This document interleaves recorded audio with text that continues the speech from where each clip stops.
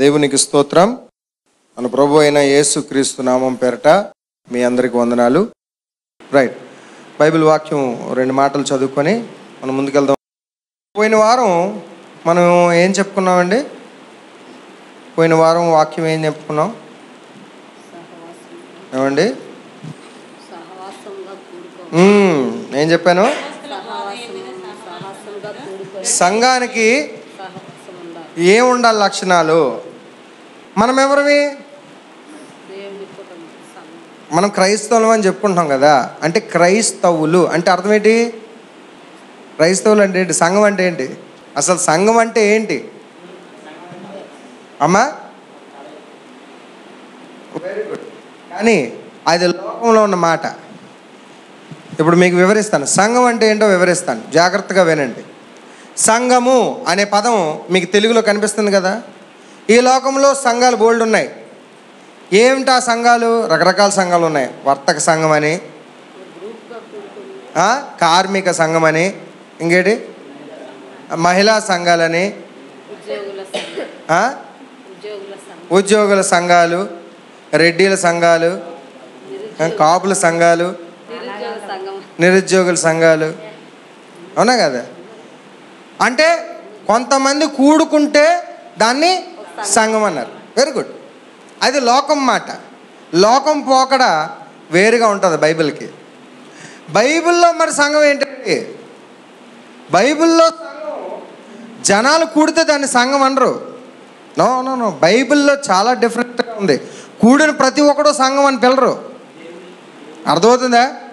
ఇప్పుడు చర్చిలో బోల్డ్ మంది వచ్చేసారండి. బోల్డ్ మంది వచ్చేసారు.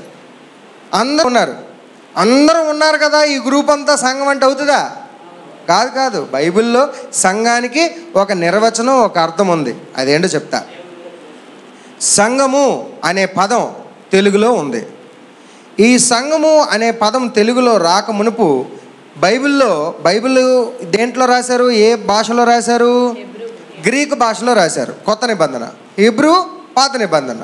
అయితే సంఘం అనేది ఎప్పుడు స్టార్ట్ అయింది? పదం కొత్త నిబంధనలో స్టార్ట్ అయింది.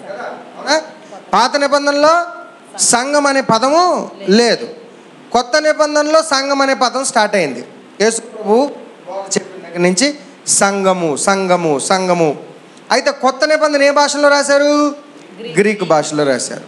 అయితే ఈ గ్రీకు భాషలో సంఘము అని మనం తెలుగులో రాసే చోట అక్కడ ఏ పదం ఉంటుందంటే ఎక్లేసియా అని ఉంటుంది. ఏముంటుంది? అందరూ చెప్పాలి. ఇది అంటే మనకి ఆ ఎక్లేసియాతో సంబంధం లేదు, కానీ మీకు దాన్ని వివరిస్తున్నాను. దాని అర్థం తెలియాలని మూలపాఠంలోకి వెళ్తున్నాను.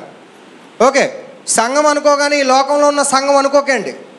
బైబిల్లో ఎక్లేసియా అంటే అర్థం ఏంటి? ఎక్లేసియా అన్న పదానికి అర్థం ఏమిస్తుందంటే, ఇంగ్లీష్లో దాని అర్థం కాల్డ్ అవుట్ బాడీ. చెప్పండి, ఏంటది? ఎక్లేసియా అంటే కాల్డ్ అవుట్ బాడీ. ఏంటి దాని అర్థం అంటే పిలవబడిన జనులు. ఎవరండి? పిలవబడిన గుంపు, పిలవబడిన మనుషులు. ఎక్లేసియా అంటే అర్థం ఏంటి? పిలవబడిన వారు, పిలవబడిన మనుషులు, పిలవబడిన గుంపు. ఎవరు పిలవబడిన వారు? పిలవబడిన వారే సంఘము. సంఘం అంటే ఏంటి? ఇప్పుడు మనం 10 మంది కూడుకుంటా దాన్ని సంఘం అంటారా? నో. ఈ 10 మందిలో పిలవబడిన వారు సంఘం. మరి ఎవరండి పిలవబడిన వారు? పిలవబడిన వారికి ఉండాల్సిన లక్షణాలు ఏంటి? సంఘానికి ఉండాల్సిన లక్షణాలు ఏంటి? అది చూద్దాం. పేతురు పత్రిక, పేతురు గారు రాసిన. అసలు ఈరోజు సంఘం అనే టాపిక్ ఎందుకు తీసుకొచ్చానంటే, సంఘానికి ఉండవలసిన లక్షణాలు మీరు తెలుసుకోవాలి. పేతురు గారు రాసిన మొదటి పత్రిక, పేతురు గారు రాసిన మొదటి పత్రిక 2వ అధ్యాయము 9వ వచనం. 2వ అధ్యాయము 9వ వచనం. సంఘము దాని అర్థం చూడండి. చదవమ్మా. అయితే మీరు చీకటిలో నుండి, మీరంటే ఎవరు? మనమేంటి? చదివే ప్రతి ఒక్కరు చదువుతున్నప్పుడు ఆ మీరు అన్న పదం ఎవరికి వర్తిస్తుంది? మనకు వర్తిస్తుంది. సో అయితే మీరు చీకటిలో నుండి, ఎక్కడి నుండి? ఎక్కడి నుండి? చీకటిలో నుండి ఆశ్చర్యకరమైన తన వెలుగులోనికి. ఎవరి వెలుగులోకి? దేవుని వెలుగులోకి. ఏ వెలుగులోకి? దేవుని వెలుగు. దేవుని వెలుగులోకి. మిమ్మల్ని పిలిచిన వాని, మిమ్మల్ని పిలిచిన వాని గుణాతిశయములను. ఎవరు మనల్ని పిలిచారు? దేవుడు. ఎవరు పిలిచారండి? దేవుడు. ఎవరు పిలిచారు మనల్ని? చెప్పాలి. ఎవరు పిలిచారు మనల్ని? దేవుడు మనల్ని పిలిచాడు. ఎవరి ద్వారా? ఎవరి ద్వారా? యేసుక్రీస్తు ద్వారా. ఎవరి ద్వారా పిలిచారు? యేసుక్రీస్తు ద్వారా దేవుడు మనల్ని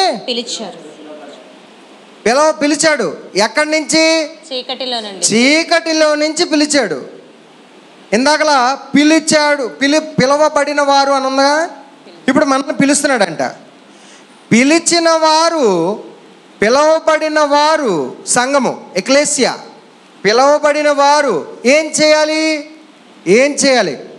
ఇది చేసినోడే సంఘం, అంతేగాని వచ్చి కూర్చున్నోడు ఎవడు సంఘం కాదు. పిలవబడిన వారు ఏం చేయాలంటే చీకటిలోంచి మిమ్మల్ని పిలిచిన వాని చదువు. గుణాతిశయములు. ఏంటవి? గుణాతిశయములను. అతిశయములు, గుణములు, అతిశయములు. దేవుని గుణములు, దేవుని లక్షణాలు, దేవుని మాటలు, దేవుని ఆలోచనలు, దేవునికి ఉండే అలవాట్లు, దేవుడికి ఉండే మనసు, ఆ గుణాతిశయములను ఏం చేయాలంట? మనం ప్రచారము చేయాలి. ఎవరు చేయాలి? మనము పిలవబడిన వారము. ఎక్కడి నుంచి పిలవబడిన వారము? చీకటిలోంచి మిమ్మల్ని పిలిచిన వాని గుణాతిశయములు అంటే క్యారెక్టర్, ఆయనకుండే గుణాలు. ఎవరికుండే గుణాలు? దేవునికి ఉండే గుణాలు ప్రచారము చేయుటకును. తర్వాత చదువు. ప్రచురము చేయటానికి ఏర్పరచబడిన వంశమును. ఇలా ప్రచారం చేయటానికి పిలిచాడంటే ఏర్పాటు చేసుకున్న మనము, ఏర్పాటు చేసుకున్న వంశమును. రాజులైన మనం ఎవరమంట? రాజులైన. ఎవరండి? రాజులు. తర్వాత యాజకులు. జాగ్రత్త వినాలి ఇక్కడ. నీకు రాజుకు ఉండాల్సిన లక్షణాలు ఉండాలి, యాజకుడికి ఉండాల్సిన లక్షణాలు ఉండాలి. నువ్వు రాజువి, యాజకుడివి. రాజువి, యాజకుడివి. రాజు ఏం చేస్తాడు? పరిపాలిస్తాడు. Right, very good. పరిపాలిస్తాడు. ఒక దేన్నైనా ఆర్గనైజ్ చేస్తాడు, సంఘాన్నైనా నడిపిస్తాడు, సంఘంలో ఉన్న లోటుపాట్లని సరిదిద్ది క్రమంలోకి నడిపిస్తాడు. అంటే సంఘాన్ని కట్టడం, నిర్మించడం, చేయటం, సంఘంలోకి జనాలు తీసుకురావటం, సంఘానికి అవసరమైన వాటిని వనరులు చేకూర్చడం, అందరితో మాట్లాడి అన్ని ఏర్పాట్లు చేయటం, ఇది రాజుకున్న గుణం. సో సంఘములో పిలువబడిన మనందరికీ ఏ గుణం ఉండాలి? రాజుగుణం. ఏంటో రాజుగుణం? సంఘాన్ని నడిపించి, ఇది నా సంఘం, నా రాజ్యం, నా పని, ఇది నాది, ఇందులోకి జనాలు నింపాలి, దీనికి అవసరమైన వనరులన్నీ నేను తీసుకురావాలి. ధనమా, వస్తువులా, నా సమయమా, నా జీవితమా, నా కుటుంబమా, ఏం చేయాలి? రాజు రాజ్యానికి అంకితం అయిపోయాడు. సో నువ్వు రాజువి, నీకు రాజరికం ఇచ్చాడు. ఏంటో రాజరికము? ఈ సంఘాన్ని బాధ్యతగా నడిపించే రాజరికం ఇచ్చాడు. నువ్వు రాజువి. తర్వాత ఏంటమ్మా? యాజకులు అంటే ఏం చేస్తారు? పూజారులండి. యాజకులు ఎవరండి? పూజారు ఏం చేయాలండి? మనుషుల తరపున, మనుషుల పక్షాన దేవునికి విజ్ఞాపన చేసేవాడు యాజకుడు. సో సంఘములో మీరందరూ యాజకులు. ఏం చేయాలి? యాజకుడు పని చేయాలి. ముందు రాజులాగా సంఘాన్ని కట్టాలి, సంఘాన్ని నిర్మించాలి. రెండోది ఏంటి? ఆ కట్టి నిర్మించిన చేసిన పని కోసము, ఈ సంఘములో కుటుంబాల కోసము మనము విజ్ఞాపన చేయాలి. రాజులు, యాజకులు. దాని తర్వాత పరిశుద్ధ జనము. పరిశుద్ధ జనం అని ఎప్పుడు పిలువబడతావు? పరిశుద్ధంగా జీవిస్తేనే. పరిశుద్ధ లక్షణాలు ఉండాలి. తర్వాత దేవుని సొత్తైన ప్రజలనై ఉన్నారు. దేవుని సొత్తైన ప్రజలు, దేవుని ప్రజలు. కనకరాజు పిల్లలు అని ఎప్పుడు అంటారు? చెప్పు నాయన. నీ పిల్లల్ని, కనకరాజు పిల్లలని నేను ఎలా గుర్తిస్తానని చెప్పు. నీతో ఉంటున్నారు, నీ ఇంటిలో ఉంటున్నారు, నువ్వు చెప్పింది చేస్తున్నారు, నీ కుటుంబంగా వాళ్ళు ఉన్నారు కాబట్టి నీ పిల్లలు అన్నారు. మరి దేవుని సొత్తైన, ఇప్పుడు వాళ్ళు నీ సొత్తేనా? పిల్లలు నీ సొత్తేనా? ఇప్పుడు దేవుని సొత్తైన దేవుని జనమై ఉండాలి. దేవునితో అంటి పెట్టుకొని ఉండాలి, దేవుని ఇంటిలో ఉండాలి, దేవుడు ఎలా చెప్తే అలా చేయాలి. ఇప్పుడు నీ పిల్లలు రాత్రి అయ్యేసరికి ఇంటికి వస్తున్నారు లేదా? రాకుండా ఉండిపోతున్నారు 2-3 రోజులు. ఉదాహరణగా అడుగుతున్నాను. కాబట్టి నీ పిల్లలు, అవునా కాదా? నీకు ఇంటికి ఒక కట్టుబాటు ఉంది. నీ ఇంటికి పిల్లలు రాత్రికి రావాలి, భోజనం చేయాలి, జీతం తీసుకురావాలి, కట్టుబాట్లు ఉంటాయి, నువ్వు చెప్పింది చేయాలి. సో సంఘములో పిలువబడిన వారు దేవుని సొత్తైన జనమైతే, దేవుని సొత్తైన జనం ఏం చేయాలి? దేవుని చెప్పిన మాటలు చెయ్యాలి. చెయ్యాలి, వినడమే కాదు, చెయ్యాలి. ఏం చేయాలి? ఆయన ఏం చెప్పాడో చెయ్యాలి. పని ఆయన గుణ అతిశయములను ప్రచారం. ఏంట ప్రచారం చెప్పండి? బోర పట్టుకొని, గ్రామ్ ఫోన్ పట్టుకొని, కంజీరా ఒకటి పట్టుకొని, యేసుని నమ్ముకోండి, యేసుని నమ్ముకోండి, యేసుని నమ్ముకోండి బోర పట్టుకొని వీధులు వెళ్ళిపోతే దాన్ని ప్రచారం అంటారా? నాకు చెప్పాలి. ఇప్పుడు గుణాతిశయములను ప్రచారం చేయటం అంటే ఏంటో ఈరోజు చెప్తాను మీకు. అతి ప్రాముఖ్యమైన ఫస్ట్ క్యారెక్టర్ సంఘానికి ఉండాల్సింది. సంఘం దేనికి పిలిచాడంటే దేవుడు? సంఘం అంటే ఏంటి? ఎక్లేసియా, పిలువబడిన వారు. ఎక్కడి నుంచి పిలువబడిన వారు? దేనికి పిలువబడ్డారు? ఆయన పిలిచిన వాని. ఎవరు? దేవుడు. పిలిచిన వారు ఎవరు? దేవుని గుణాతిశయములను ప్రచారం చేయాలి. ప్రచారం ఎలా చేస్తాం ఆయన గుణాలని? మైకులో రోడ్డు మీద అరుచుకుంటా యేసుని నమ్ముకోండి, యేసుని నమ్ముకోండి. ఇదా సువార్త అంటే? ఇదా ప్రచారం అంటే? ప్రచారం అంటే ఏంటో తెలుసా? ప్రచారం అంటే ఏంటో తెలుసా? ఇప్పుడు మనీ ఉందనుకుందాం. మనీ ఒక మంచి డ్రెస్ వేసుకుంది అనుకుందాం. ఏదో మంచి డ్రెస్. ఆ డ్రెస్సు చర్చిలోకి వేసుకొని వచ్చింది. మిగతా యవనస్తులందరూ మనీని చూశారు. ఆ డ్రెస్ చాలా అందంగా ఉంది, రిచ్గా ఉంది, పాష్గా ఉంది. ఇప్పుడు ఆ అమ్మాయి ప్రచారం ఎలా చేస్తుంది ఆ డ్రెస్ గురించి? అందరూ అడుగుతారు, ఎక్కడ కొన్నావు, ఏంటి, ఇవన్నీ ఎంత పెట్టుకున్నావు, ఎలా కొన్నావు, ఎలా కుట్టించావు, ఎలాగా, ఇది అడుగుతారు. సో అడిగినప్పుడు ఆమె ఏం చేస్తుంది? ఇండైరెక్ట్గా ఆ డ్రెస్ గురించి ప్రచారం చేస్తుంది. ఆమె వేసుకుంది అంతే, వేసుకోవటం, ఇంకా దాని గురించి చెప్పవసరలే. వేసుకుంటే చాలు, దాని గురించి ప్రచారం చేసినట్టే. దేవుణ్ణి ప్రచారం చేయటం ఎలాగా? దేవుణ్ణి ధరించుకోవాలి నువ్వు. దేవునికి స్తోత్రం. ఏంటి దేవుణ్ణి ధరించుకోవడం? నిన్ను చూస్తే దేవుడు అనిపించాలి. దేవునికి స్తోత్రం. నీ మాటలు దేవుడిగా ఉండాలి, నీ ఆలోచనలు దేవుడిగా ఉండాలి. నీలోంచి వచ్చే ప్రతి మాట నిన్ను చూస్తే దేవుడు అని అనాలా. దేవుని మనిషి అండి అతను, దేవుని మనిషి అండి ఈవిడ. అసలు అబద్ధాలే ఆడరండి, మోసమే చేయరండి, బూతులే మాట్లాడరండి. ఎంత చక్కగా ఉంటారండి వీళ్ళు. ప్రచారం చేయటం అంటే కంజీరా పట్టుకొని వీధి వీధి తిరిగి యేసుని నమ్ముకొని చెప్పడం కాదు. నీ వీధిలో నీ చుట్టూ ఉన్నవారు నీ గురించి చెప్పాలి, నిన్ను చూసి దేవుణ్ణి పొగడాలి. అది ప్రచారం చేయటం.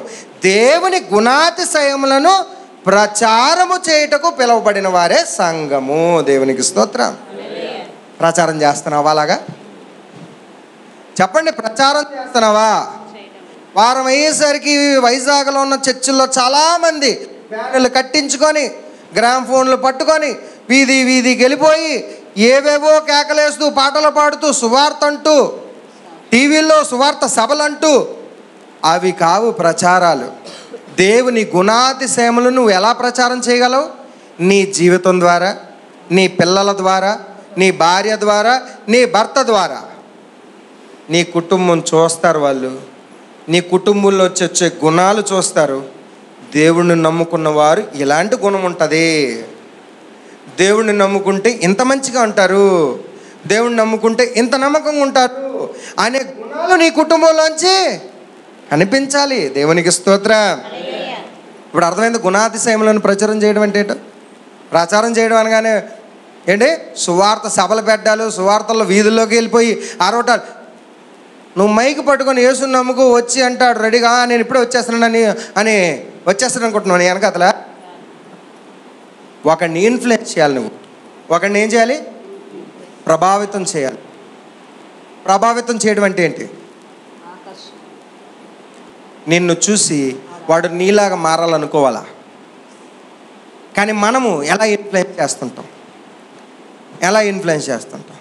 మనం ఎలా ఇన్ఫ్లుయెన్స్ అయిపోతుంటాం? మనం ఇన్ఫ్లుయెన్స్ అయిపోతుంటాం. ఏంటి? పక్కింటి ఆవిడ పెద్ద అంచు కొనుక్కుంది, నేను కొనుక్కోవాలి.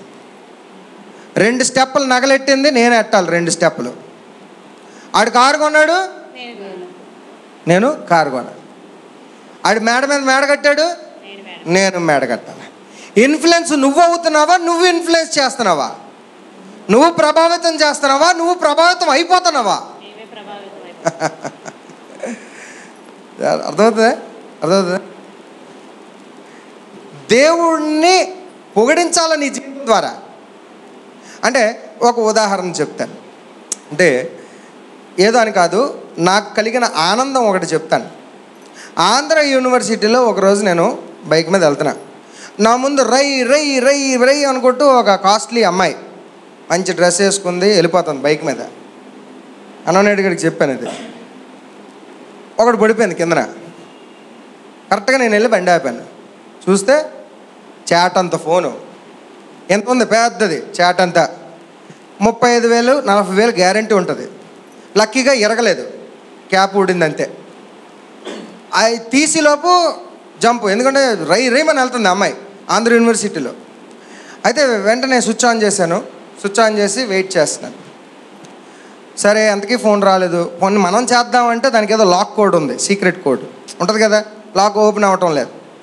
సరే ఫోన్ ఏమైనా వస్తుందో అని వెయిట్ చేస్తున్నాను. ఈలోపు నాకు టైం అయిపోయింది, నేను వచ్చేసాను. ఇంజనీరింగ్ గ్రౌండ్స్ రోడ్లోకి వచ్చేసాను మార్నింగ్. ఈలోపు ఫోన్ వచ్చింది. కరెక్ట్గా ఈ అవుట్ గేట్కి వస్తారు, సిఎంఆర్ సెంట్రల్ దగ్గర గేట్ దగ్గరికి వస్తారు. ఫోన్ వచ్చింది. ఫోన్ వస్తే నేను అన్నాను, ఫోన్ మీదేనండి అన్నాను. అవునండి అన్న. అమ్మాయి మాట్లాడింది, కంగారుగా మాట్లాడేస్తుంది. అండి ఫోను, మీరు ఎక్కడున్నారు చెప్పండి, నేను వచ్చి తీసుకుంటానండి. అమ్మ నేను వెళ్ళిపోతున్నాను, ఓ పని చేయి, మరి నాకు లేట్ అయిపోతుంది, మధ్యాహ్నం కలెక్ట్ చేసుకుంటా లేకపోతే ఇప్పుడే కలెక్ట్ చేసుకుంటా, ఎక్కడ ఉన్నావు నువ్వు అంటే, నేను ఇక్కడే ఉన్నాను సార్, ఏయూలోనే ఉన్నాను సార్ అని అన్నారు. సరే అయితే రామ్ అర్జెంట్గా సిఎంఆర్ సెంటర్ దగ్గర ఉన్నాను. వచ్చిన తర్వాత సెల్ నీదేనా కాదా అని అడిగాను. అవును నాదేనాడు. ఆధార్ ఏంటి, ప్రూఫ్ ఏంటి? సార్ అందులో నేను లాక్ కోడ్ ఓపెన్ చేస్తాను సార్, నా ఫోటో కూడా ఉంటుంది చూడండి అని. ఓపెన్ చేసాను, చూశాను. ఓకే నీదే, ఇచ్చే తీసు. అయితే ఇంకా పొగటం మొదలెట్టేస్తున్నారు. ఏమని ఏమండి ఈ కాలంలో 35,000 రూపాయల సెల్లు, 40,000 రూపాయలు, ఇంత కాస్ట్లీ సెల్ ఎవరిస్తున్నారండి? ఆలోచించాను. అమ్మ తల్లి, నీకు నమస్కారం, నువ్వు నాకు బటరింగ్ వేయకు. ఏంటి అర్థమైందా? నువ్వు నాకు బటరింగ్ వేయకు. నేను ఒకప్పుడు నేను దేవుడిని తెలుసుకొని ఉండకపోతే, నా మనసులో ఆలోచన, నేను దేవుడిని తెలుసుకొని ఉండకపోతే డెఫినెట్గా నొక్కిసామండేమో. మంచి సెల్ దొరికింది కదా, వాడుకోవచ్చు కదా, సిమ్ తీసేస్తే వాడేసుకోవచ్చు. అయితే నేను ఆమెతో ఒకటే అన్నాను, నేను I'm a follower of Jesus. ఇంగ్లీష్లో మాట్లాడాను ఆమెతో. I'm a follower of Jesus. నేను యేసును వెంబడిస్తున్నాను. నేను బైబిల్ని చదివాను. బైబిల్ చదవటం వల్ల ఇది ఇలాగ చెయ్యాలని నాకు బైబిల్ నేర్పిందని చెప్పాను. అప్పుడు ఆమె ఏమన్నా తెలుసా, నిజంగానండి నేను ఎంతోసార్లు యేసుక్రీస్తు గురించి బైబిల్ గురించి విన్నాను, కానీ ఇలాగా ప్రత్యక్షంగా దేవుని లక్షణాలు ఇలా మనిషిని ఇన్ఫ్లుయెన్స్ చేస్తాయని ఇదే మొదటిసారి చూస్తున్నానండి. థ్యాంక్ యూ వెరీ మచ్ అండి. నేను అన్నాను, నువ్వు నా గురించి ఎప్పుడు ఎవరి దగ్గర చెప్పకమ్మా. If you want to say something, నువ్వు ఏదైనా చెప్పగలిగితే బైబిల్ గురించి ఎవరికైనా చెప్పని చెప్పాను. దేవునికి స్తోత్రం.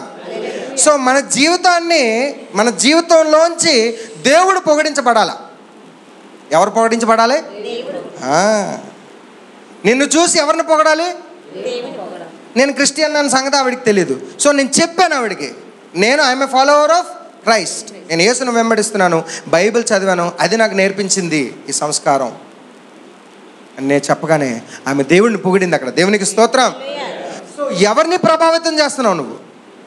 ఎవరిని ప్రభావితం చేస్తున్నావు? సో సంఘము దేనికి పిలువబడ్డారు? దేవుని గుణాతిశయములను ప్రచారం అంటే బోర కాదు, మైకులో చెప్పడం కాదు, జీవితం. దేవునికి స్తోత్రం.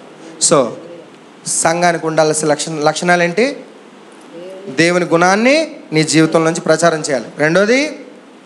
రెండోది రాజులుగా ఉండాలి. సంఘాన్ని కట్టే రాజు, నాయకుడిగా సంఘాన్ని కట్టే బాధ్యత నువ్వు తీసుకోవాలి. మూడోది యాజకత్వం. సంఘం కోసం నువ్వు ఏ రోజైనా ఉపవాసం ప్రార్థన చేసావా? ఇక్కడ కూర్చున్న వాళ్ళు ఎవరైనా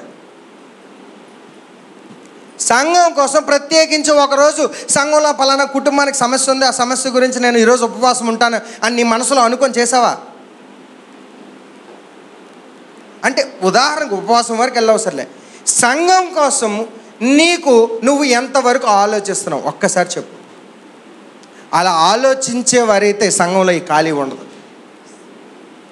ఉండదు అసలు. ఫస్ట్ అలా ఆలోచించేవారు, సంఘం కోసం ఎక్కువ ఆలోచించి సంఘాన్ని కట్టాలి, సంఘాన్ని బలపరచాలి, సంఘంలో జనాల్ని నింపాలి అనే బాధ్యత అందరికీ ఉన్నట్లయితే ఈ ఖాళీ కనిపించదు ఇక్కడ.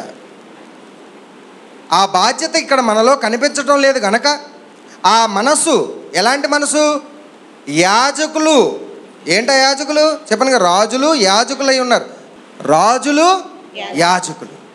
రాజులకు ఉండాల్సిన లక్షణం సంఘాన్ని కట్టడం, యాజకుడికి ఉండాల్సిన లక్షణం సంఘం కోసం బాధపడి నీవు భారం అనుకొని సంఘం కోసం విజ్ఞాపన చేయటం.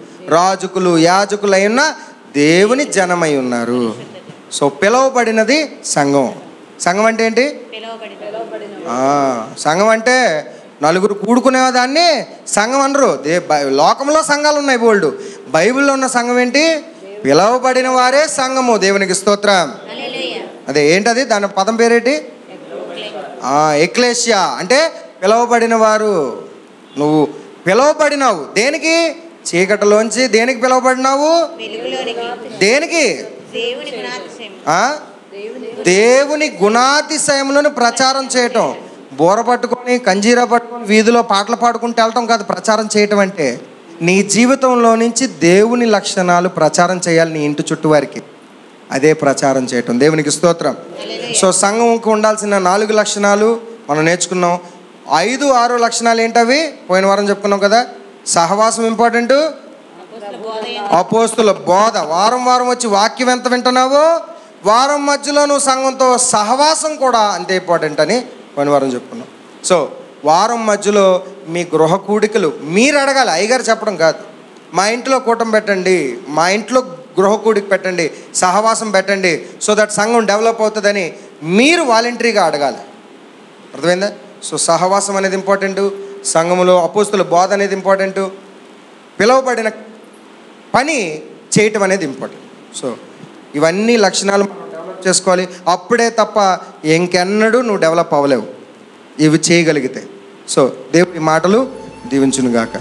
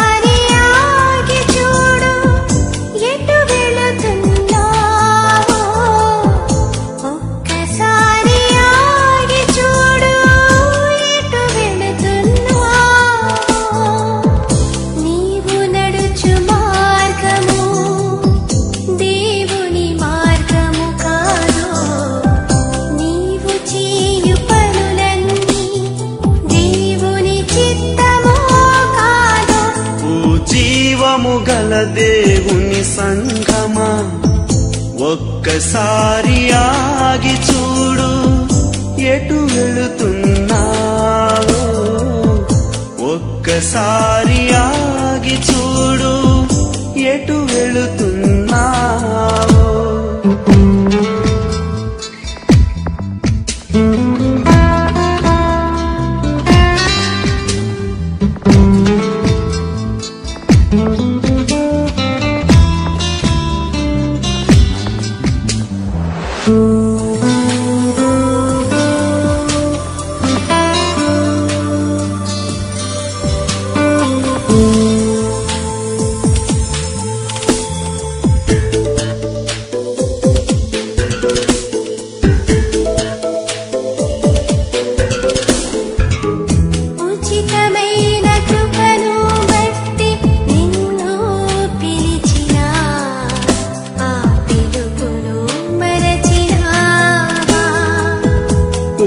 అనంతమైన కృపను బట్టి నిన్ను పిలిచిన ఆ పిలుపును మరచిన చీకటి నుండి వెలుగులోనికి పిలుచువాడు ఆ యేసే, పిలుచువాని గుణాతిశయములను మరచినావా?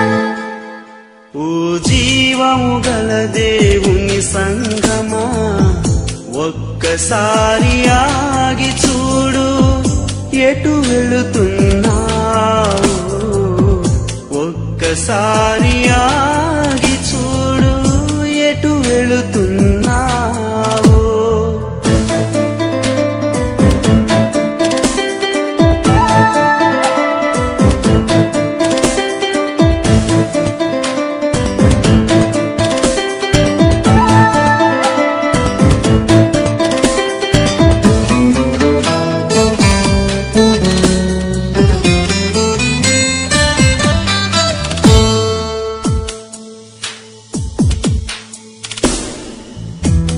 ఈ లోకయాత్రలో పరుగెత్తలేక